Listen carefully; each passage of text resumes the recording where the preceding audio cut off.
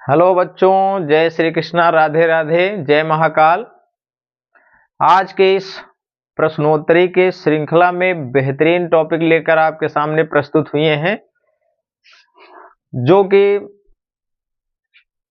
बेहद कमजोर बच्चे हैं और उनको समाकलन जो है जैसा टॉपिक समझ में कम आता है, जो कि ये आपको इस टॉपिक से 45 अंक मिलने वाले हैं। ठीक है ना, 45 अंक तक जो है आपके क्वेश्चन इसमें से पूछे जाते हैं। एक होता है जो अभी श्रृंखला हम चलाए थे, अवकलन से संबंधित और समाकलन दोनों मिलाकर जो है 45 अंक के क्वेश्चन आपसे पुटअप किए जाते हैं। ठीक है, तो एक एक बेसिक से बेसिक पॉइंट लेकर आपके सामने उपस्थित हुए हैं और मेन से मेन पॉइंट बहुत ही शानदार तरीके से आपको समझाने का प्रयास करेंगे, क्योंकि सबसे आसान टॉपिक होता है, लेकिन बच्चे भ्रम में रहते हैं कि समाकलन बहुत ही कठिन टॉपिक है। तो और बहुत ही प्रेशर करने के बाद जो है मैं आप सबके सामने जो है इस महासंग्राम से संबंधित जो ये मुहिम चल रही है उस हिसाब से हम आपके सामने दिन प्रतिदिन जो है हर एक टॉपिक पर एक विशेष प्रश्नोत्तरी लेकर उपस्थित होते हैं। ठीक, और ये यूपी बोर्ड 2026 तक जो है कंटिन्यू रहेगी। तो इसमें केवल उन्हीं प्रश्नों पर चर्चा होंगे जो यूपी बोर्ड से रिलेटेड हैं। ठीक है, तो जो बच्चे अभी समाकलन का सूत्र नहीं तैयार किए हैं उनके लिए हम यहाँ पर ब्लैक बोर्डिंग कर दिए हैं, वो अपना चेक कर सकते हैं। ठीक है ना, जिनको याद है बहुत अच्छी बात है। कुछ देखो, कुछ फॉर्मेट यहाँ पे है, जैसे tan स्क्वायर का नहीं होता है तो यहाँ पे tan स्क्वायर के स्थान पे sec स्क्वायर -1 का होता है। sin स्क्वायर का समाकलन बनाया जाता है cos 2x के फार्मूले से, तो इसके लिए 1/2 1 - cos 2x होता है। इसी प्रकार से cos स्क्वायर का भी नहीं होता है तो उसके स्थान पे 1/2 1 + cos 2x का समाकलन किया जाता है। ठीक, अब यहाँ पे कुछ विशेष बातें आपको याद रखना है। जो भी देखो, जैसे स्टैंडर्ड फॉर्म यहाँ पे sin x का लिखा गया, देखो ये sin x dx minus cos x होता है। तो ये देखो यहाँ पे sin ax ये प्रतिस्थापन के हिसाब से वर्क करेगा। आगे क्वेश्चन जब अपडेट होंगे वहां बताया भी जाएगा कैसे आता है। ये sin ax dx है, तो x का जो भी गुणांक हो, x का जो भी गुणांक हो उसी से भाग दे देना है। बाकी sin x का जैसे ही फार्मूला होता है वही यूज करना है। देखो sin x का माइनस cos x, वैसे sin x का यहाँ पे माइनस cos x ही लिखा गया है, लेकिन गुणांक a था इसलिए भाग दे देना है a से। ठीक है, यहाँ पे जैसे e की पावर ax है, एक दो फार्मूले लिख दिए, इसी प्रकार सबका बनता है। ठीक है, e की पावर x का यहाँ देखो e की पावर x होता है, तो यहाँ पे e की पावर x का e की पावर x लिख दिए हैं, लेकिन जो गुणांक है उसी से भाग दे दिया गया है। ठीक है, और देखो और यहाँ पे अब देखो घातांक वाला रूल है, एक x पावर n घात में एक जोड़ते हैं उसी घात से भाग दे देते। यहाँ पे एक c ऐड किया गया है, वो क्या माना जाता है, समाकलन स्थिरांक, जो अनिश्चित समाकलन को दर्शाता है। ठीक है,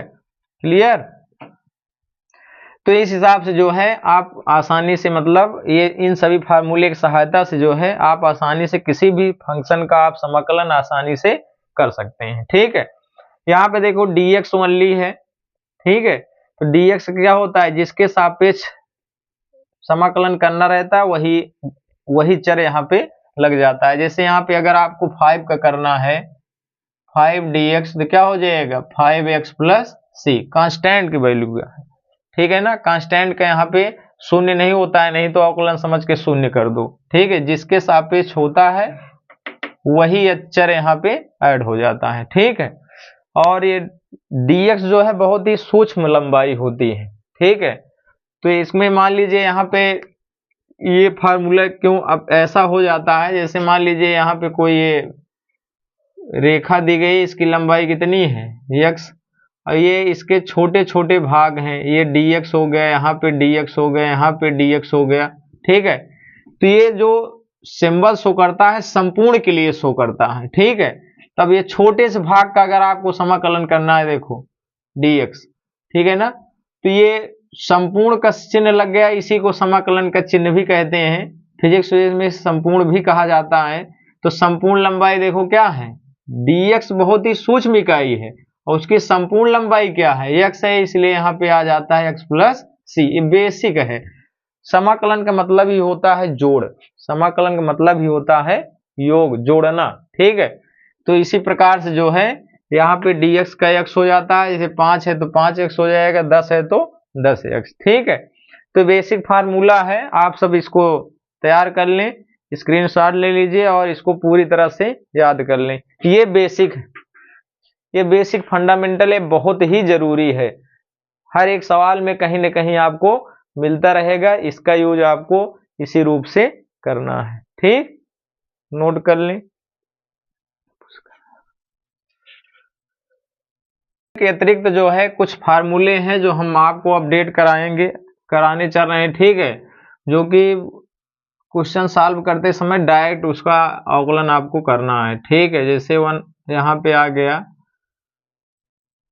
1/√x dx, इसका आप कैसे करेंगे, ठीक है। तो इसको आपको तैयार करना है, लेकिन हम आपको स्पेशली इसको हम बताएंगे, ये फॉर्मेट बहुत ज़्यादा अपडेट होता रहता है, इसलिए इसका फार्मूला याद भी करना पड़ेगा आपको, ठीक है। तो यस, रूट का मतलब होता है 1/2, ये अंश में लेके जाएंगे तो कितना हो जाएगा, -1/2 dx, ठीक है। तो अभी आपको बताए थे सूत्र, x पावर n का क्या होता है, x power n plus 1/n+1 plus C, तो उसी अकॉर्डिंग करना है। तो -1/2 में अगर एक जोड़ोगे तो कितना आ जाएगा, 2 × 2, 2 में से 1 गया, 1/2, ठीक। और यहाँ पे कितना आ जाएगा, भाग में भी 1/2, ठीक। आगे जोड़ दीजिए प्लस सी, ठीक। अब ये पलट जाएगा तो कितना हो जाएगा, 2, और 1/2 को हम रूट लिख ही सकते हैं, तो ये हो जाएगा √x।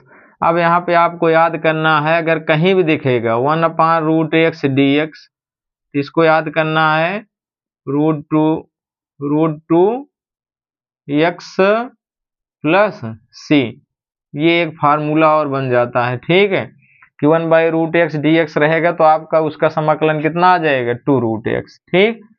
एक इसी पर और चर्चा करते हैं। देखो, अगर अभी आपको बताए थे 1/x dx है तो याद कर लोगे log mod x प्लस सी, है कि नहीं, या mod न लगा के कहीं कहीं log भी लिखा जाता है, इससे कंफ्यूज नहीं होंगे, कहीं कहीं log x base C plus C, ये भी मतलब तीनों फॉर्मेट में ये लिखे जाते हैं, इसको कंफ्यूज मत होना, तीनों यूज कर सकते हैं, ठीक है। अब लेकिन 1/x है तो यहाँ पे x² dx आ गया, तब क्या करेंगे, ठीक। अब इसको हम चेक करते हैं, सेम जैसे इसको करिए तो ऐसे इसको भी लेके चले, अंश में लेके जाएंगे तो -2 dx हो जाएगा, ठीक।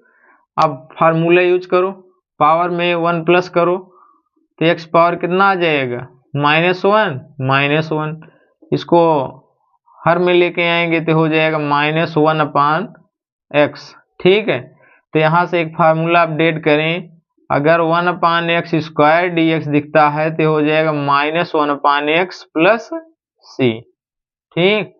इस प्रकार से आप इसको जो है आप याद कर सकते हैं, ये बहुत ही बेहतरीन है, और ये अपने IQ लेवल के हिसाब से हम बता रहे हैं, अपना अनुभव बता रहे हैं कि ये जो फार्मूला है हमेशा यूज होता है, इसलिए आप याद रखेंगे तो आपका समय बहुत ही सेफ रहेगा, ठीक है। अब क्यूब करना है, यहाँ पे स्क्वायर के स्थान पे क्यूब आ गया, तो एक कॉन्सेप्ट बता रहे हैं, देखो लगातार करने के बाद यहाँ पे -3 dx, तो यहाँ पे क्या आ जाएगा, अब एक ऐड करो तो -2 प्लस सी, इसको हर में लेके आएंगे तो हो जाएगा कितना, -2 है ही है, यहाँ पे ये पावर में चिन्ह चेंज हो जाएगा, x² प्लस सी। तो यहाँ पे देखो क्यूब है तो पॉइंट घट रहा है, ठीक है। देखो स्क्वायर था तो 1x हुआ, क्यूब है तो -2x²। अगर इसी प्रकार से अब डायरेक्ट आपको करना है इसका 1/√x एक्स पावर 4 dx। तो अब डायरेक्ट आप लिख सकते हो, देखो 1 अपान, देखो एक कम होता है ना, तो एक कम कर दीजिए तो कितना हो जाएगा एक्स पावर 3, और जितना है उसी में माइनस ऐड करके यहाँ 3 लिख दो, डायरेक्ट आ जाएगा आपका। ठीक, इस प्रकार से जो है 5 का होगा तो 1 अपान या -1/4 एक्स पावर 4, डायरेक्ट आप जो है आसानी से कर सकते हैं। लेकिन ये दोनों फार्मूले हमें 100% याद होने चाहिए। जहां भी आवश्यकता पड़ेगी आपको हम डायरेक्ट यूज करेंगे, तो आपको बताएंगे कि आपको ये बताया गया है। ठीक है, नोट कर लें। इसी प्रकार जो है अब नए क्वेश्चन का सिलसिला जो कि इंपॉर्टेंट है, ये तो बेसिक था, आपको फार्मूला याद रहेगा तो 100% है, आपको बहुत ही लाभ मिलेगा। जो क्योंकि अब इतना हमारे पास टाइम नहीं है कि एकदम बेसिक से शुरू करें और मतलब आपको अंत तक लेके चलें, क्योंकि हमारे पास 10 दिन का टाइम है, तो इसमें उन्हीं प्रश्नों को टच करेंगे जो यूपी बोर्ड 2026 के लिए उपयोगी है। ठीक है, इसी प्रकार से अपना प्यार हम पर बनाए रखें और वीडियो को ज़्यादा से ज़्यादा शेयर करें और लाइक करें, और कमज़ोर बच्चों के पास अवश्य शेयर करें, क्योंकि ये अभी ये समय जो है इस तरह से कोई भी चैनल आपको प्रोवाइड नहीं कराएगा। ये केवल उन्हीं के लिए है जो एक बार पढ़ चुके हैं और जो अभी भी सोकर नहीं जागे हैं। तो यूपी बोर्ड परीक्षा को ध्यान में रखते हुए ये सीरीज चलाई जा रही है हमारे एक्टिव स्टडी IQ चैनल के माध्यम से। ठीक है, ये पर डे रात 9 बजे अपडेट हो जाती है, तो वह समय ही रहता है जो बच्चों के लिए पढ़ने के लिए उपयोगी होता है। अपने सभी कार्यों से निवृत्त होकर बच्चे पढ़ने बैठते हैं, तो इसीलिए इस टाइम को चूज किया गया है। 9 PM पर ये क्या होता है, ये वीडियो अपडेट होती है। ठीक है, जय हिंद, जय भारत।